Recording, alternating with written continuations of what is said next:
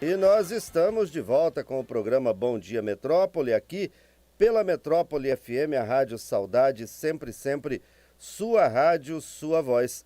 E agora chegou a hora da nossa entrevista do dia e eu vou a São João Evangelista, lá nas Minas Gerais, conversar com o professor, mestre e doutorando em apicultura, Roberto Carlos Alves.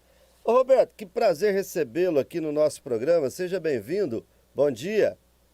Bom dia, muito obrigado, Munhoz. Bom dia para todos. Pois é, você está falando com a gente de São João Evangelista. Conta pra gente mais ou menos para que a gente entenda onde é que fica São João Evangelista. Bom, São João Evangelista fica no centro-leste de Minas, no Vale do Rio Doce, numa região compreendida entre Governador Valadares e Diamantina, para as pessoas se localizarem. Que bacana. E você é daí mesmo, nascido aí, Roberto? Nascido aqui e sempre vivi aqui na roça aqui. Eu sou um roceiro por origem, né? A gente, falei aqui várias vezes durante o programa e te apresentei agora como professor, mestre e doutorando em apicultura. E como é que surgiu esse interesse, o gosto de lidar com abelhas, Roberto? É, Isso, na verdade, surgiu com as histórias da minha mãe, que é descendente de família portuguesa, né, que ficou família encravada em algumas montanhas aqui e manteve aquela cultura tradicional bem simplesinha, né, de camponeses portugueses. Então ela falava de abelhas e aquilo me encantou. E eu saía para os matos, né, eu até, numa outra ocasião, nós brincamos, eu me apresentei como um furador de abelhas, né, na natureza, que está num processo de conversão a apicultor, né. Eu coloco essa fala muito direcionada aqui aos nossos ouvintes que estão no campo aí, no meio rural. E aí, minha mãe faleceu, eu tinha 9 anos, mas sempre ficou aquela imagem. Assim que pude, com 21 anos de idade, né, comecei o primeiro investimento em apicultura baseado nos alemães, nos italianos, né, de Santa Catarina, do Rio Grande do Sul, que tinha algumas publicações, e já se vão 35 anos de apicultura. É isso aí. Que bacana, e você atua em todas as áreas. Você é um apicultor na prática, vive disso, falou aí, né, há décadas, e é professor, e continua aluno. Ou seja, você joga em todas as posições nessa área aí, Roberto? Na verdade, Munhoz, a gente que tem uma origem humilde e que tem uma oportunidade de crescer nesse país abençoado, né, a gente precisa manifestar a nossa gratidão, principalmente através do esforço, né, de busca do conhecimento, e também porque existe muita gente boa para informar coisas para a gente, né? A gente vem de um período aí dos anos 80, que praticamente não se tinha informação sobre apicultura. Então a gente judiava muito das abelhas, né, errava bastante. Eu costumo dizer nos treinamentos de apicultura que eu ministro que se eu colocar os meus erros sobre a mesa, eu já dou uma boa base para as pessoas começarem, né? Porque a gente errou muito. Então, em função disso, a gente tem um compromisso, né, de estar sempre buscando e principalmente de devolver um pouco desse muito que a gente tem recebido, né? Tanto das abelhas quanto das pessoas que estão aí há muitos anos divulgando a apicultura, os pais da apicultura brasileira, principalmente esse pessoal do sul do Brasil. E você continua como professor aí na tua cidade? Sim, eu entrei numa escola aqui, que é as antigas escolas agrotécnicas, com 15 anos. Logo que formei, passei a trabalhar como administrativo, passei a professor, e esse ano completou 40 anos com essa instituição, né? Então, continuo firme e gosto muito da atividade. E falando sério, mas em tom de brincadeira, Munhoz, eu acredito que uma grande graça, né? A gente trabalhar com jovens, que incomoda a gente o tempo todo, que mantém a gente sempre vivo, atento, né? Aprendendo, e aprendendo o tempo todo para trabalhar com eles, né? E ainda recebendo um salário por isso, né? Então, eu gosto muito dessa atividade de ser professor, sinceramente. E você continua aluno, né? Porque você já fez o mestrado e está com um doutorado aí interrompido em função da pandemia. E você optou por fazer o seu mestrado, esses estudos e desenvolver isso em Portugal. Por que a opção por Portugal, Roberto? Sim, é uma história um pouco difícil, um pouco longa. Na verdade, eu tive algumas dificuldades assim de conseguir liberação para continuar os estudos. E a gente precisa continuar os estudos, Munhoz, porque a gente às vezes coloca a própria instituição onde a gente trabalha numa certa dificuldade, quando ela passa por processo de avaliação, se a gente não tiver também uma titulação, além de conhecimento, né? Então, isso hoje é uma necessidade urgente que a gente tem. Então, a gente tinha uma certa dificuldade de sair. E a minha esposa também é professora, foi minha aluna, é professora da escola onde a gente trabalha juntos, né? Onde nossos filhos estudaram, irmãos. Então, eu não gostaria também de sair para estudar sem ela, né? Passar um período fora. Então, a gente teve a oportunidade de ir para Portugal, porque Portugal tem uma dificuldade muito grande de estudantes, né? Então, é um país que está com uma população jovem muito pequena, pouco estímulo para estudar, e criou uma infraestrutura muito grande de universidades federais e algumas particulares, e hoje tem dificuldade de conseguir aluno. Então, isso facilita muito a ida de estudantes de países de língua portuguesa para lá, principalmente de forma que a gente possa continuar trabalhando também, o mestrado feito em férias, né? Dessa forma, a gente consegue continuar trabalhando e estudando. Por isso é que eu optei por Portugal. Então, jamais pensei em ir a Portugal. Eu viajo pouco, fico no meu trabalho no dia a dia, mas essa oportunidade, as dificuldades daqui e de lá me colocaram essa oportunidade e eu agradeço muito por isso, tá? E lá a gente pode voltar, né, um pouco às origens, né, e em termos de apicultura, conhecer inclusive aqueles apicultores que até hoje cultivam as abelhas nos cortiços, né? Aquele pessoal do norte de Portugal é muito parecido conosco aqui em Minas, né? Um pessoal simplesinho, né? Bem tranquilo. Então, esse foi um ganho legal também a gente lá. Você já concluiu o mestrado e eu disse, o seu doutorado ele está interrompido, está inconcluso em função da pandemia, né? Sim, eu também tive dificuldades para concluir, porque eu peguei uma área, eu tenho uma formação superior em letras, e consegui me matricular em ciência animal por ter feito mestrado em área correlata, né, que foi gestão da apicultura. Então, eu tive muitas dificuldades também por falta de bases, né? A minha formação não é como um agrônomo, um veterinário, um zootecnista, né? Mas agora é tudo interrompido por causa da pandemia, mas em breve a gente termina isso também, né? E a gente que é perfeccionista, um pouco perfeccionista, a gente vai tentando fazer o melhor, né? E fica difícil separar. É como o parto, né? A mãe ficar longe da cria é difícil. Então a gente curte muito essa coisa de estar vivendo o estudo também. Né? Mas se Deus quiser, assim que resolver a situação de pandemia, a gente acaba essa etapa para começar uma nova. Que legal. Só uma coincidência, eu também sou formado em letras, viu, Roberto? A minha Ah, que primeira bom, que formação bom. antes de fazer comunicação social, me formei em letras. Ô, Sim. Roberto, exercer apicultura é uma ciência, é preciso gostar, é uma vocação? É uma vocação, e quando a gente compara a apicultura com outras atividades do agronegócio, a gente percebe que não existem grandes empreendimentos de produção de mel, de produção de própolis, de produção, né, de pólen, cera, porque é uma atividade que, por sua complexidade, ela funciona melhor em pequenas quantidades, em escala menor, né? E como você disse, depende dessa paciência do apicultor ter aquele cara paciente, aquele cara que pega uma safra boa um ano, duas safras ruins em anos seguintes, preço sobe, preço desce, né? É um mercado muito irregular, é diferente de uma soja, de uma madeira, de um milho, de um café, que tem um mercado futuro que regula, né? E é um mercado também muito complicado, porque a gente sabe que mel e azeite de oliva são dos produtos mais falsificados no mundo há muitos séculos, né? Então é um mercado que tem muita dificuldade, né? A abelha, ou melhor, ela tem uma característica que difere bastante das outras cadeias de animais, que é o seguinte: quando você pega a vaca, né, o suíno, a ave, né, vamos pegar essas três cadeias, são seres em que, né, o homem, de 1900 para cá, especialmente da Segunda Guerra para cá, dominou a questão de ambiência, né? Então oferece calor, oferece ventilação, oferece umidade, oferece, né, o resfriamento para esses animais. A ambiência é completamente controlada, principalmente suínos e aves.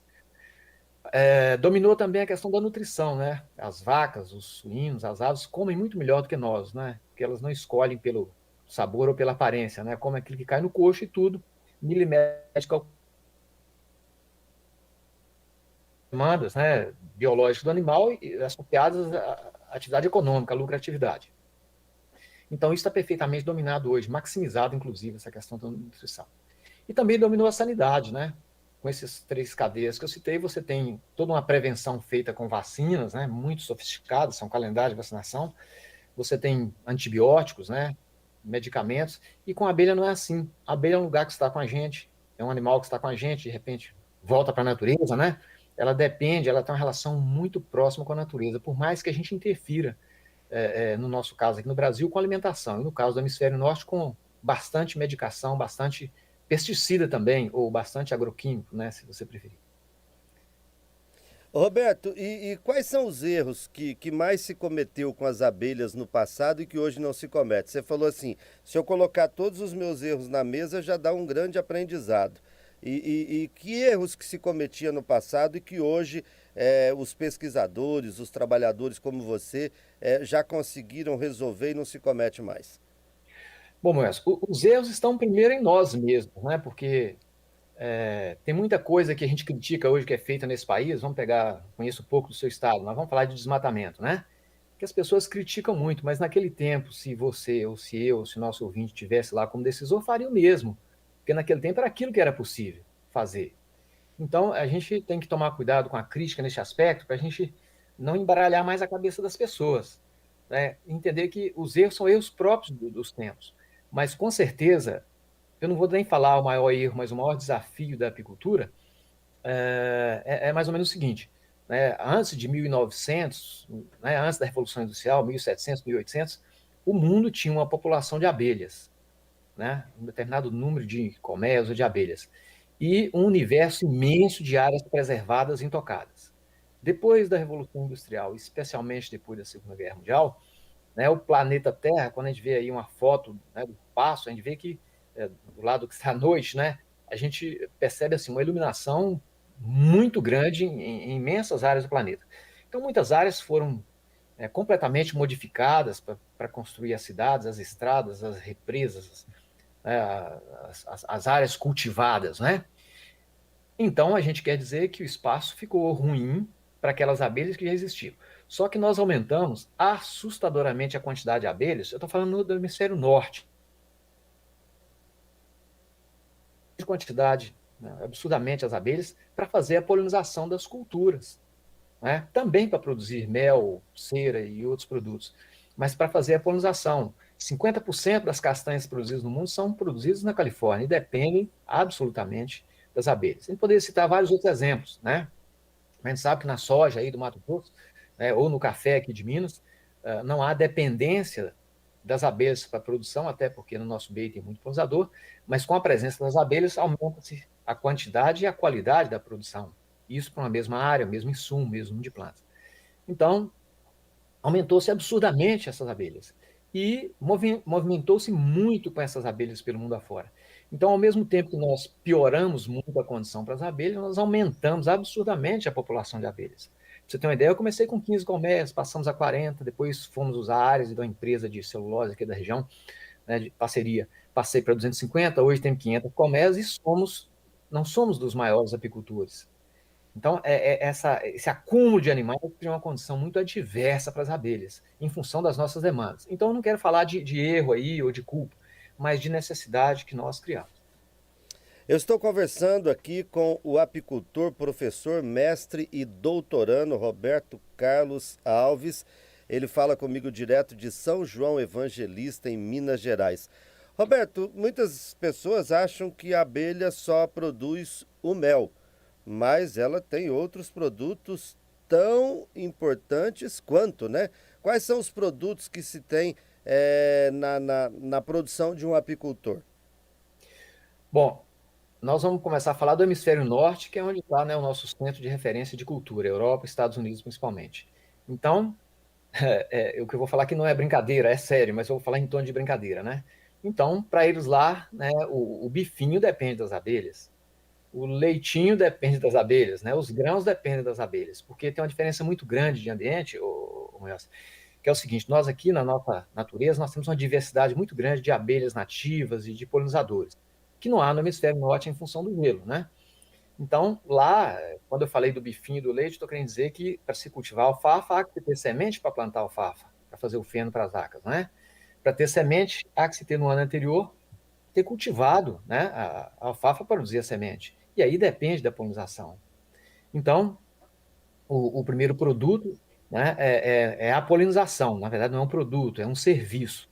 Então, o pessoal do Hemisfério Norte vê assim. Nós agora estamos começando a enxergar isso de uns anos para cá aqui no Brasil, né? Mas voltando para dentro da colmeia, né? Nós temos então o mais famoso, que é o mel, né? que é fonte de alimento, remédio desde a eternidade, né? Principalmente na Grécia Antiga, na Roma Antiga, no Egito, né? Nós temos a cera, que teve uma importância muito grande no passado para se produzir a vela, né? Para a leitura, principalmente em mosteiros, né? Há uma ligação muito forte das abelhas com padres, né? Com religiosos. E depois do século XIX com pastores também, né? Que influenciaram muito a disseminação do cultivo das abelhas em função também da cera. Nós tínhamos aqui no Brasil um problema que era a própolis, né? Nós raspávamos aquela coisa preta, jogávamos no chão e aquilo ficava pregando no pé da gente, né? Então, quer dizer, a gente não conhecia isso nos anos 80. Então, depois que veio, né, a valorização da própolis, né, principalmente a própolis verde aqui de Minas, a própolis vermelha do litoral do Nordeste, né, os japoneses descobriram isso aí que virou uma maravilha para todos nós, né? Então, própolis hoje é uma realidade. Nesse momento de Covid, por exemplo, a gente tem uma demanda muito grande, a gente tem um trabalho beneficente aqui que a gente distribui muito extrato de própolis para as pessoas que nos procuram, né? Então, tem a própolis. Um produto que a gente valoriza pouco no Brasil é o pólen, né? Que é um alimento, uma suplementação alimentar muito boa, principalmente para homens, né? Porque tem a ligação do pólen com hormônios masculinos, questão que não nos cabe tocar aqui, mas que é de grande importância para principalmente convalescentes, né? Crianças e idosos. O veneno é pouco explorado, mas é de grande importância também, né? E, inclusive, hoje, a gente convive com alguns terapeutas naturais, o próprio veneno é usado na apiterapia, e a gente tem algumas poucas referências aqui de utilização de veneno para, principalmente, reumatismo, essas coisas assim, né? E no leste europeu, o pessoal já explora muito o cultivo das abelhas para produzir zangão, para produzir algo parecido com a geleia real, também muito ligada à questão de próstata, né, a hormônios masculinos. E temos a geleia real, que é um alimento fantástico, né, de proteína de altíssima qualidade, de alto poder energético, de difícil produção, mas de altíssima qualidade. Então, são esses aí, rapidamente, os produtos da abelha. Há que se destacar, então, que na área da saúde, a abelha tem uma contribuição enorme com a humanidade, né, Roberto? Porque todos esses produtos que você falou aí na área da saúde são fenomenais, né? Sim, e quando você fala na saúde, vamos falar de cera, por exemplo. O que tem a ver cera com saúde? Não é só na área de cosméticos, não. Né? O pessoal que trabalha com terapias naturais aí, vão fazer pomadas, essas coisas assim, utilizam muito a cera como também um veículo, né? Então isso aí é muito antigo, pouco valorizado, nada de crítica a ninguém, ô Melhor, mas em função da visão de referência que nós tivemos a partir do momento que a indústria farmacêutica veio e nos trouxe a comodidade de comprar na farmácia e usar. Mas com certeza ele está sendo retomado, né, com muita força. A gente faz parte aqui de alguns grupos de apicultores, por exemplo, o WhatsApp, né, está sempre comunicando.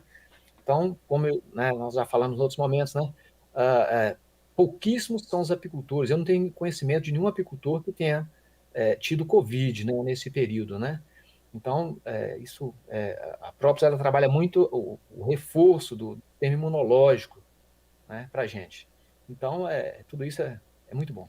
Uma área que você até falou aí no início, Roberto, que há uma instabilidade, né? Não é todo ano que você tem a mesma produção e tal. Mas é um fator econômico importante também para o país. É um bom negócio trabalhar com apicultura?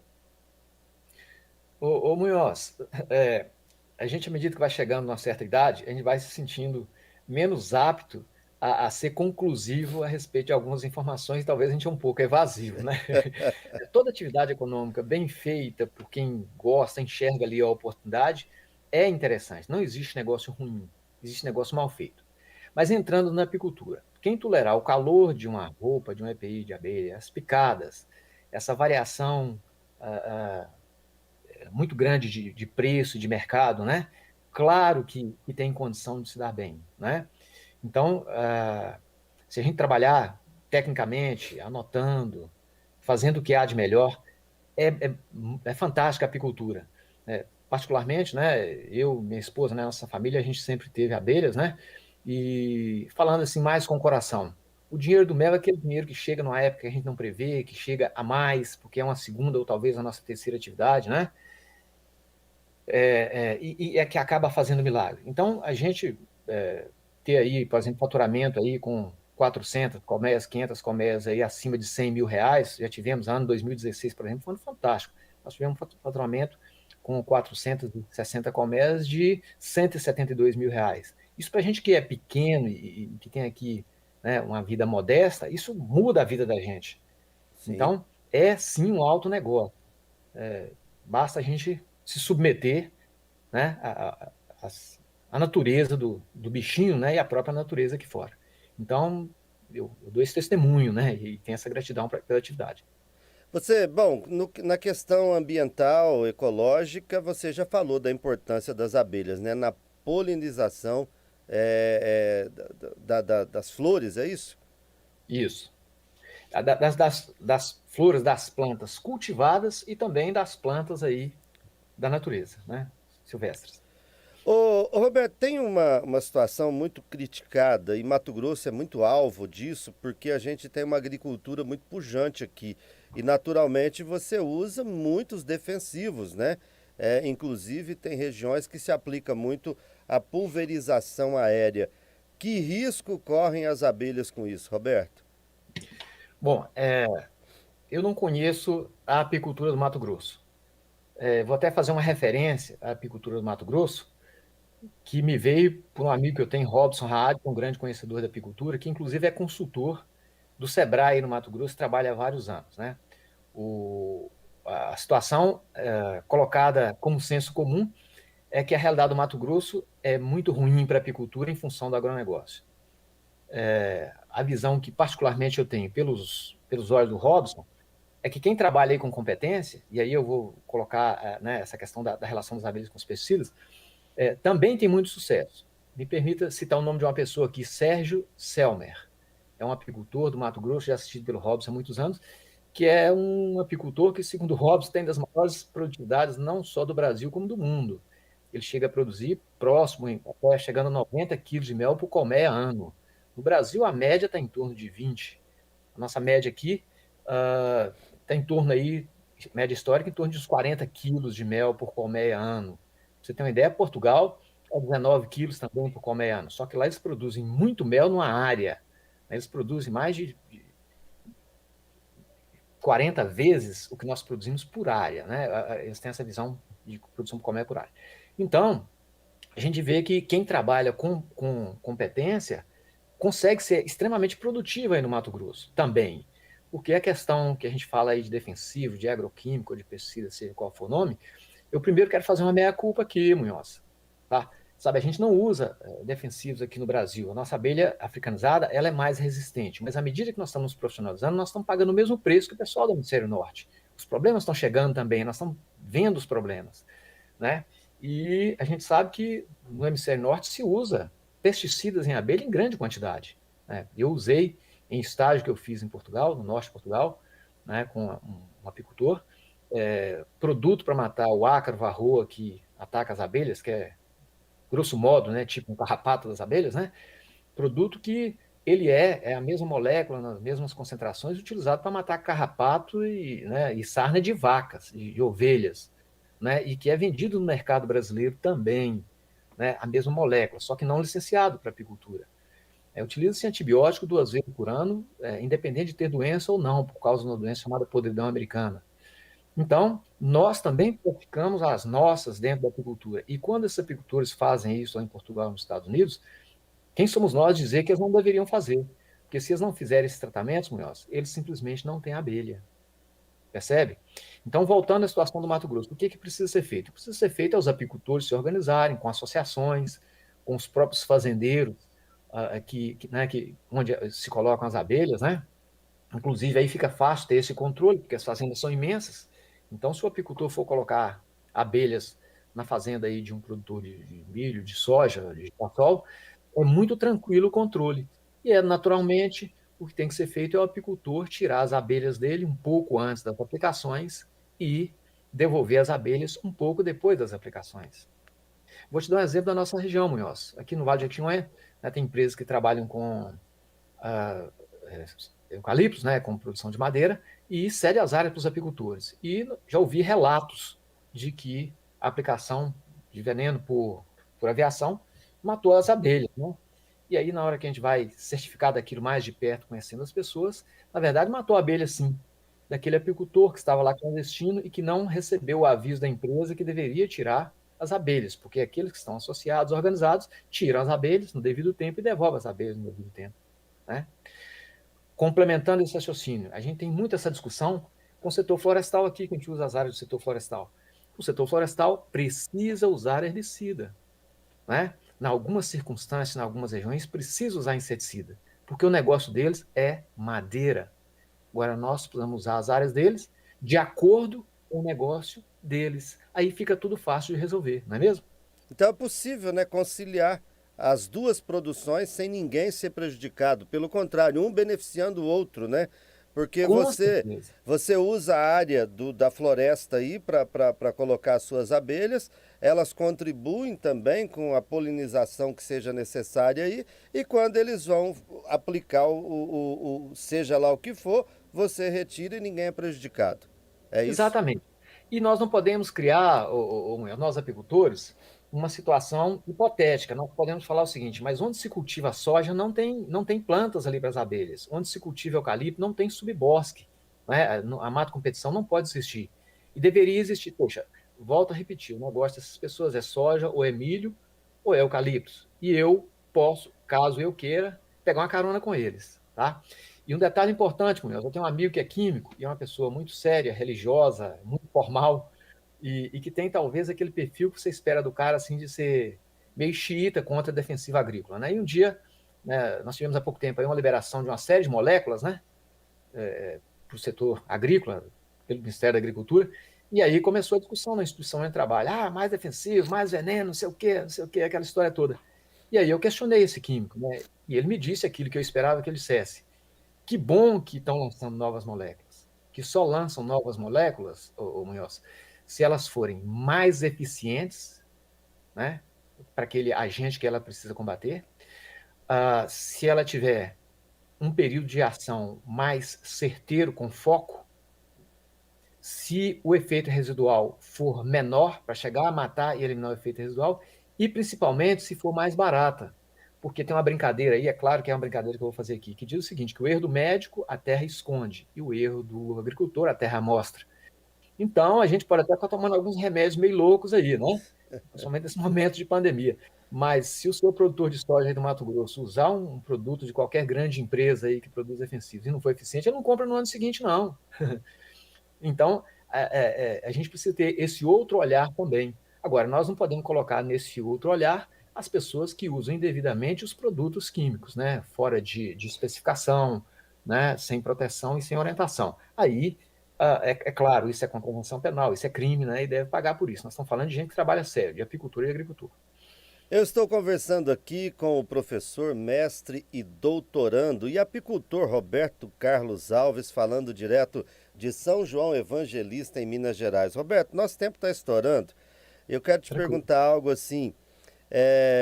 As pessoas, o leigo, ele entende que o mel, ele é o alimento da abelha.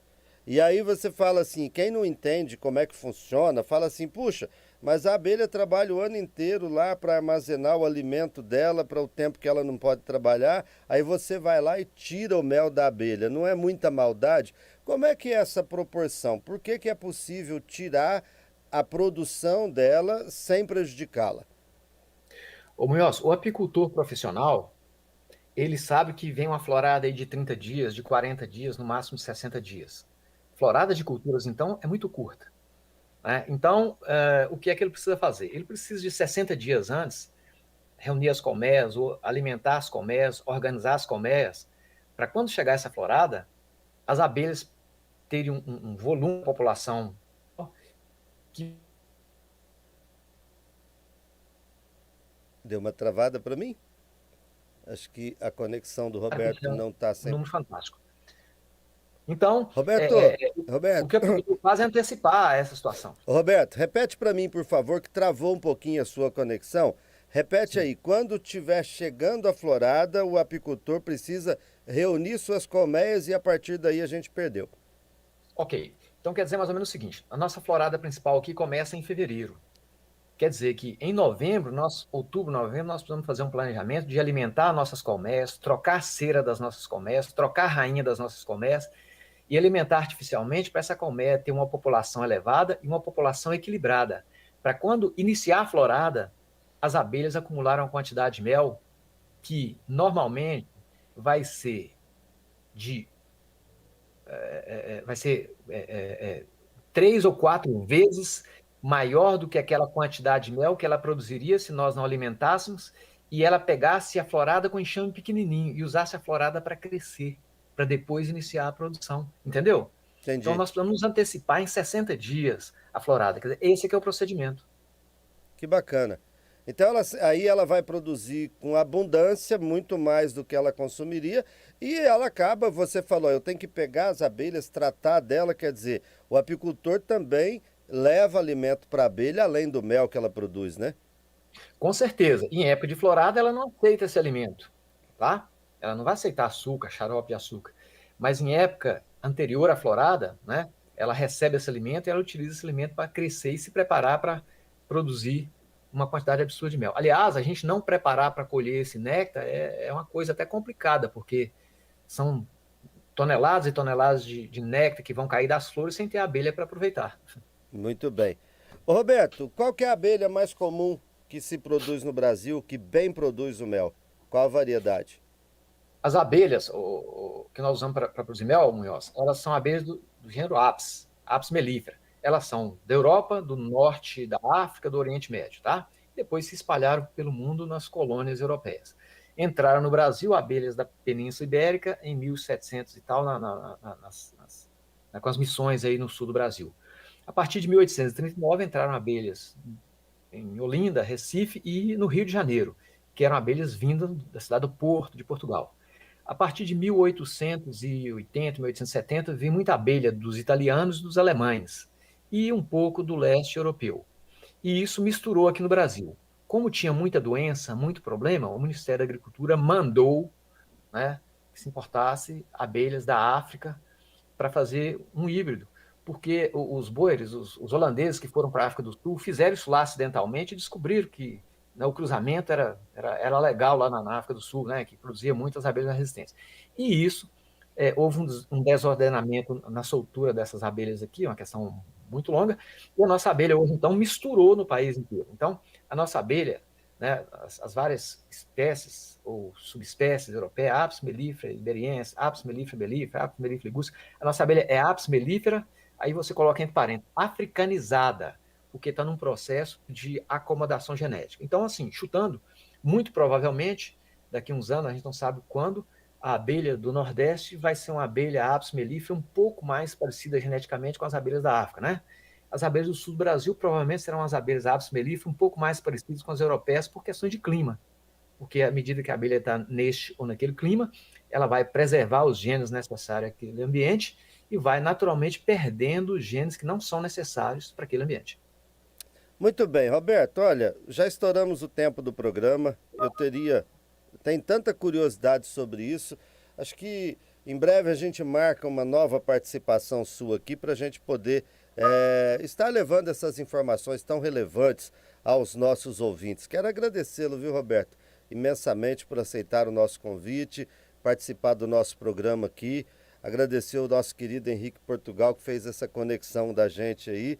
E eu espero que você tenha a oportunidade de vir a Cuiabá, conhecer aqui a nossa capital, de repente comer um pacu assado aqui, um peixe do Maravilha. Rio Cuiabá. E eu espero que um dia também eu tenha a oportunidade de ir a São João Evangelista e conhecer aí o seu trabalho. Obrigado, viu, Roberto? Nós agradecemos e a nossa casa aqui é a sua casa, mulher. Estamos às ordens. Foi um prazer imenso. Prazer foi meu. Conversei com o professor, mestre e doutorando e apicultor Roberto Carlos Alves. E assim a gente encerra o Bom Dia Metrópole de hoje, que volta amanhã às 8 horas da manhã, logo após o jornal Mato Grosso no ar. A todos, uma excelente quinta-feira. Bom dia, Metrópole!